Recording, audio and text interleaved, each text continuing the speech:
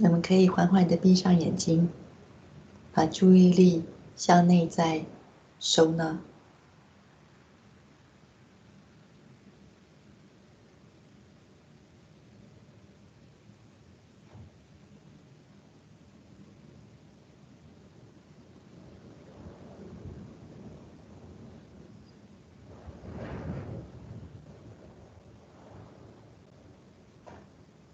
我们可以缓缓地吸气，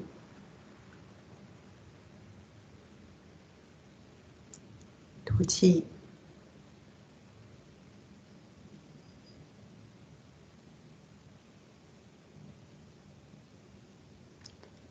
再吸气。我们可以深深的吸气，吸到丹田处，然后吐气。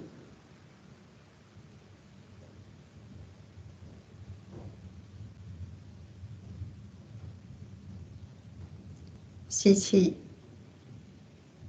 深深的吸一口气，然后这个时候呢，我们可以把呼吸停止一段时间，然后再缓缓的吐气。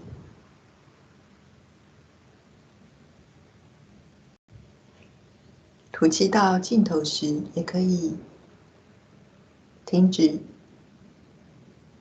吐气一段时间，再缓缓的吸气。我们可以这样子缓缓的吸气跟吐气，然后在吸气跟吐气之中间隔一小段时间。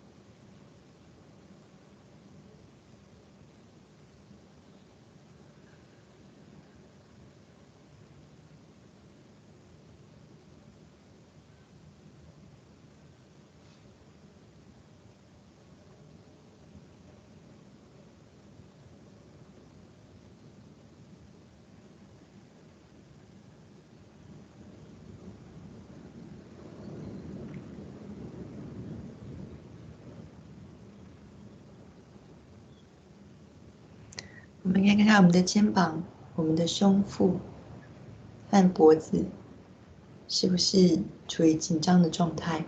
如果是的话，我们可以把它们放松下来。现在我们可以把左手放在膝上，掌心朝上，把注意力放在左脉，就是脊椎偏左之处。这里我们一样可以缓缓的吸气、吐气，然后把注意力放在主脉跟顶轮。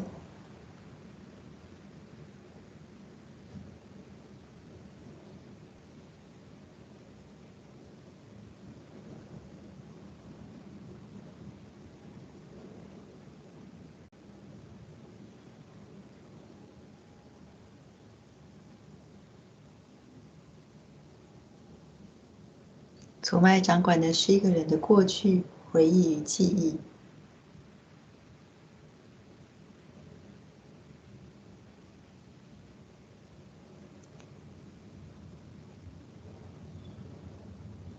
当我们把注意力放在主脉而静坐时，我们可以将储存在我们过去以及回忆之中的所有的压力，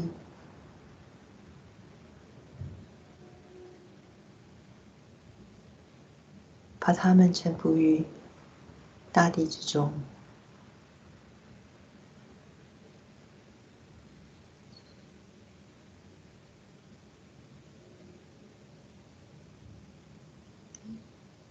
所以让我们的经纬系统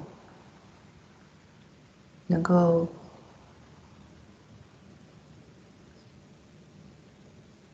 觉得比较轻松一点，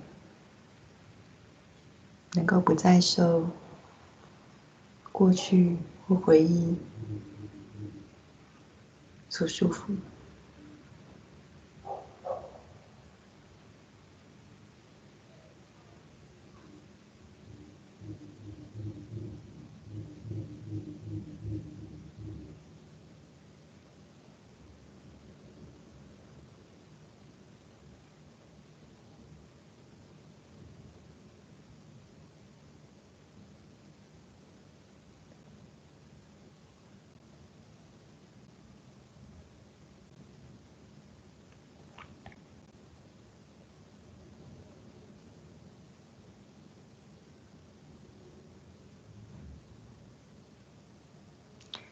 现在我们可以把右手置于头顶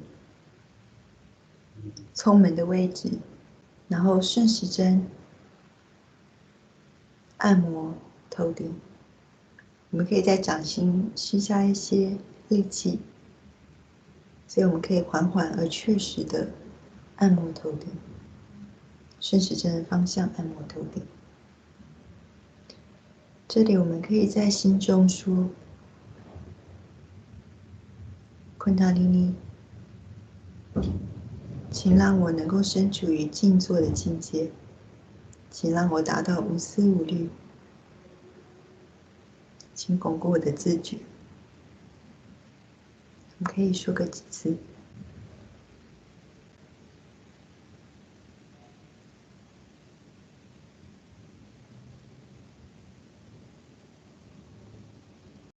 接下来我们可以把右手放置于膝上，掌心朝上，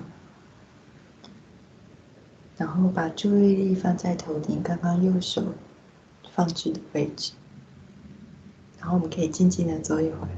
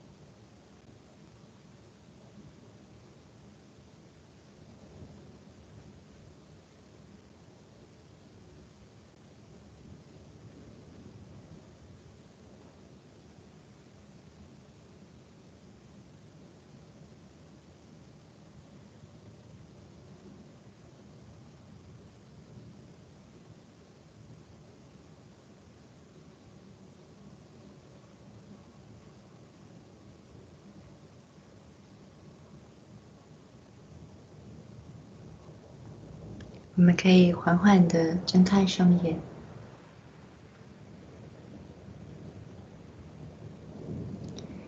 今天我们要介绍的主题呢，是根轮。如同图中所示意的，根轮是在昆达里尼所在的三角骨下。它有4个特质，所以在图中显示有4个花瓣。根轮同时也是左脉的起点，左脉如图中显示的是那条蓝色的脉，在身体脊椎的左方，掌管的是我们的过去、我们的回忆，还有我们的情感。那有的时候，当一个人沉湎于过去，或者是过度的感情用事的时候，就会比较偏向于左脉。比较偏向于左脉的话，表现在双掌上就是左手会比较感觉不到生命能量。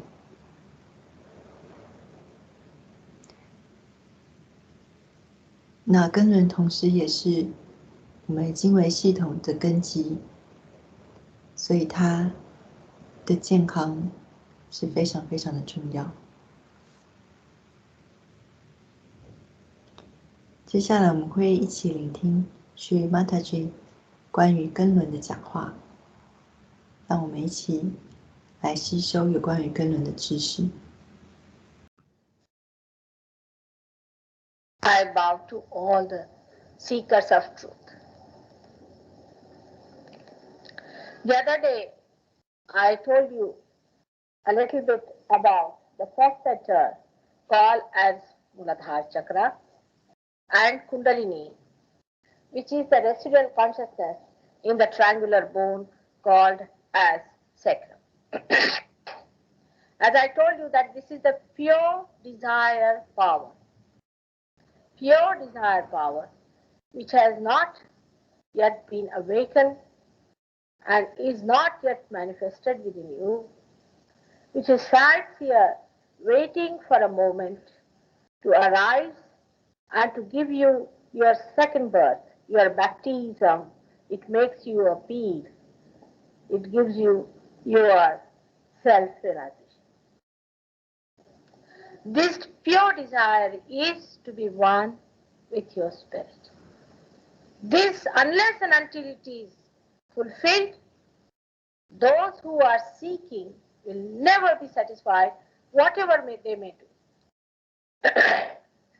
Now, this first center is very important because this was the first center that was created when the primordial being started doing the job. This is the center of innocence, that is holiness. First thing that was created was holiness on this earth. This center is very important in all the human beings because animals have innocence, they have not lost it. While we have a right, or we can say we have a freedom to abandon it. We can do it. We can somehow or other destroy it by our so-called ideas of freedom. Now, this center has a power to give us wisdom. Now, wisdom is such a word that cannot be explained.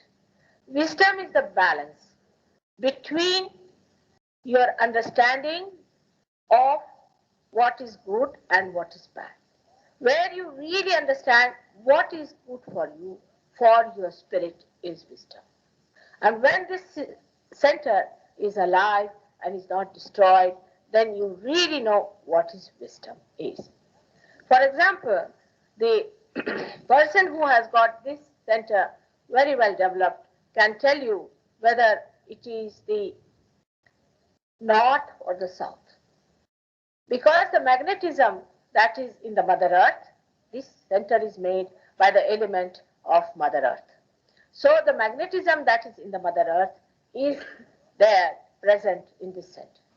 When the birds fly all the way from Siberia to Australia, they do it with the help of this center because they know whether they are moving northward or southward. They have an innate wisdom to know which way to move. And that's why one should know that this center is also within us, but we have lost our sense of judgment because we have lost that magnetism within us. An innocent person is really like a magnet, and he attracts the people towards himself, just like a flower attracts a bee towards itself. There are some fishes in which they have found actual magnetic field, and in some of them they have even found a regular magnet placed in certain fishes by which they know whether they are going north, south, east or west. This center in us can be destroyed by various ways, as I told you last time. Now, if you see from the top, there's a blue line coming down. This is the power of our desire, by which we desire, is the emotional side of a human being. When a person neglects his emotional side or does not respect his emotional side, then this center gets lost. It gets very much destroyed. The emotional side in these modern times is not well understood by human beings. I'm sorry to say, but it is very true that when you destroy this center, first thing that sets in is impotency or overactivity, like the rapist and all that are created because this center is neglected. Both things are just the same in the eyes of God. Any extreme is wrong. Now, those people who say that you can be enlightened through sex are really, I don't know what to call them. Because she is your mother sitting down there. She is only your mother. She has no other child, and she is holiest of holy. She is the Holy Ghost within you. And if you want to sex on your mother, I don't know if people understand that here. In India, it's impossible. We cannot understand this nonsense. So it's the same insult to your mother, like some people try to insult Mother Mary by putting Christ in a very awkward situation with her. It's something like that, we can say, happens when you start talking like this. It's a very great sin to do such a thing to your own mother, which is the Kundalini, And that's why the other day I told you, I have seen some people have Kundalini, which is all the time tossing her head and breaking her whole body and just feeling so helpless because she's made so weak, because the holiness from a person is vanished. Our idea of holiness has become so perverted, so perverted. And to add up to that, we have now gurus to tell us that it's a very good thing to do, you'll go to heaven. Actually, they are very honest. They say you'll go to bottomless pit, and bottomless pit means hell. Why do you need a guru for this? Actually, you have mastered this. I mean, in England, when I went, I was amazed that they have sex they talk of sex and sex and sex morning till evening. I don't understand. Like all important people talk, you see. That's how they go on talking about sex all the time. It's nothing but sex. It's so filthy. So filthy. They talk sex with the animals, sex with the children, sex with I don't know what's happening to human beings. How can we that filthy? I wouldn't be surprised after some time we will have our bathrooms inside our drawing rooms. See, there's something like our privacy, something like our drawing room where we meet people. How can you talk of these things and how can you discuss these things which are so private and so sacred? And that's how you lose them or you lose balance over them. This is one of the things that's happening to us because God has given us freedom. We think we can do what we like. But we have lost our wisdom. We have lost. I don't know why this industrial revolution, or I don't know whom to blame, but we have lost our wisdom to understand that these things are injurious. If it is not, logically we can see, why do we develop diseases? With free sex, all the sailors under law have to have in every port arrangements for getting injections for all kinds of complications that they have from sex life. Why is it you do not feel healthier with it? You lose all your health, all your charm is gone from your face, you're sunken and you look so horrid. It is a very good sign just now to see how nature reacts to it. So one has to be wise to understand that God has given us this thing to us, not to be insulted, but for us to lead a good, normal, good married life. And not to waste our energies in this kind of thing. But when people start thinking about it, then it's even worse. Then what happens? That this shifts from there, the attention onto the other side, and it goes to the yellow side, goes to the brain. When you start thinking about it, definite it is that you will become impotent. Definite, no doubt, at a very early stage, because it is a spontaneous. And when you start thinking about it, when your eyes start roving here and there, be sure your attention is gone to something which is so localized, which is so different, and which takes place only at a time when you are at a certain emotional spontaneity. It's very out of date to talk of these things to people, but if you are not careful about it, you have to find out the statistics of American young people, and you'll be amazed how many of them are suffering from horrible diseases. When I went to America, I found that 9 out of 10 young people who came to me were suffering from these horrible diseases, and most of them were impotent. It's a shocking thing. One has to face it as it is, and not to say, oh, I'm all right, I'm all right. This is not the way to look at things.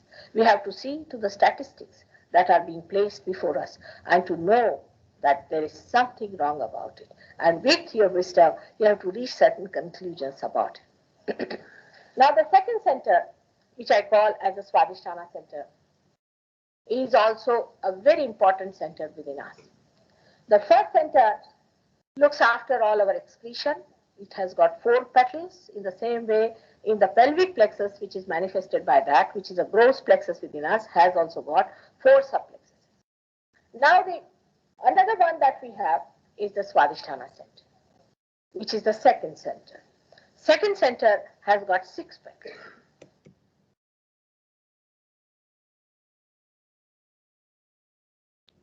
我们会把演讲暂停于此。下个礼拜2个礼拜之后，我们会再继续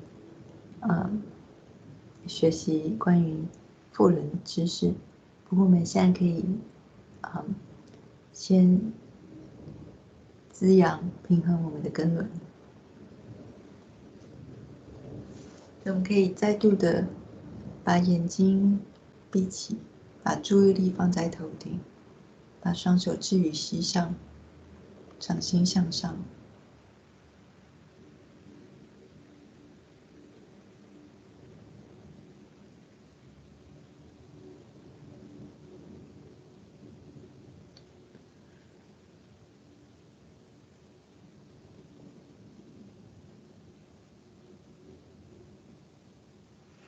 根轮的位置位于我们的剑骨的下方，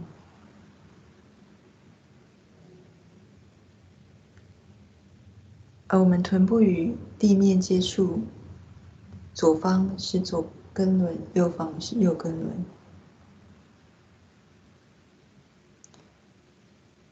所以要平衡根轮，我们可以借用大地之母的力量。我们可以将双手置于地上，或者是朝向地上。如果我们坐在椅子上的话，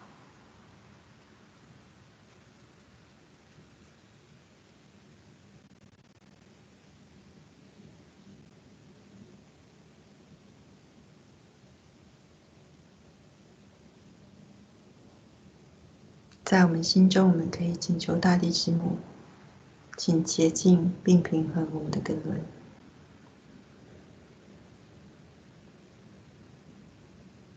然后我们可以把注意力放在头顶，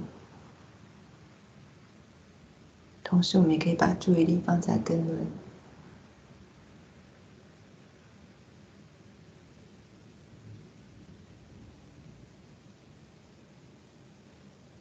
然后我们可以静静的静坐一会儿。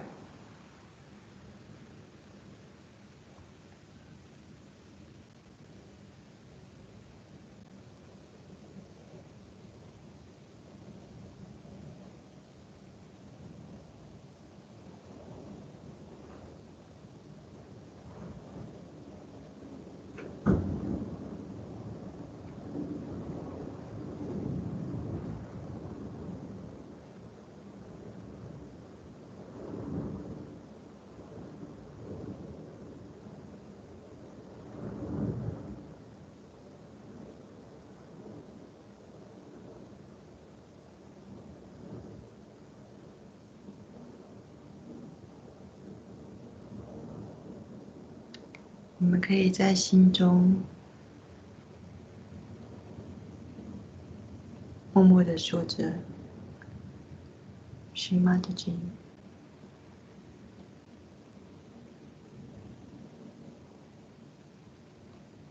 请您让我的根轮变得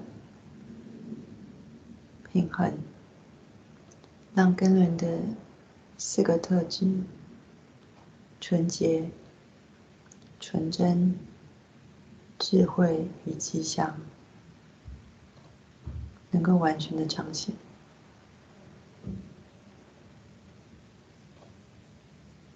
请让我有一个健康的根轮，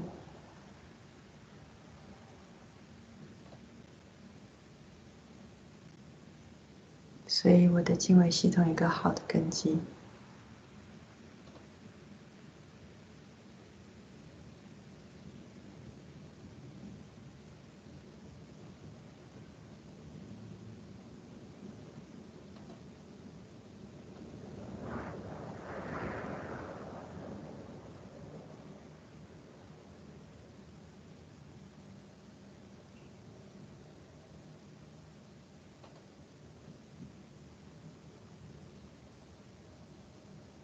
接下来我们可以把双手置于膝上，掌心朝上。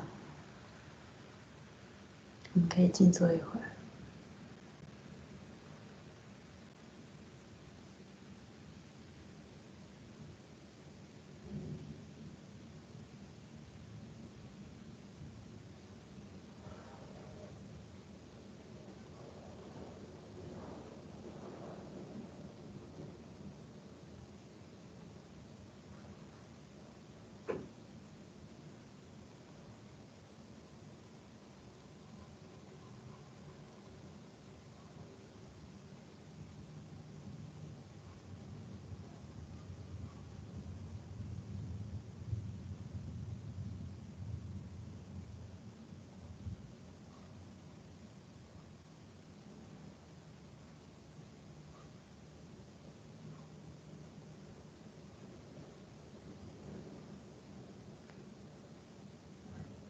当我们感到内在变得相当的平静，双手可以感受到非常平均的生命能量之时，我们便可以一起提升能量，画板带。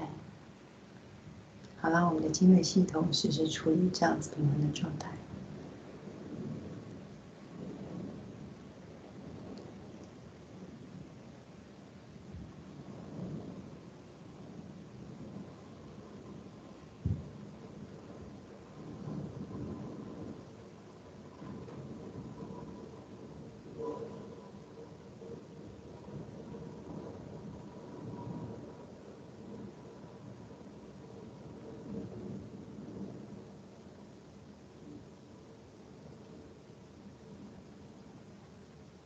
你也可以缓缓的睁开眼睛。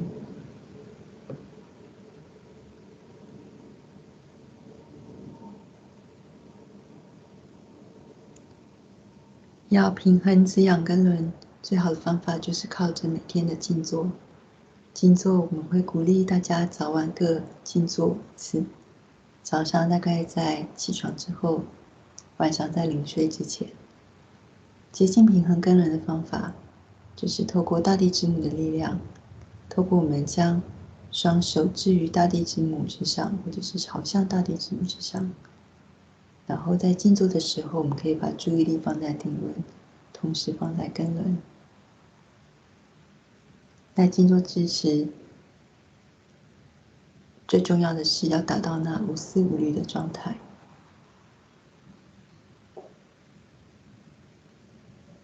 那在静坐开始和结束之时，我们都会提升能量，画板带，以巩固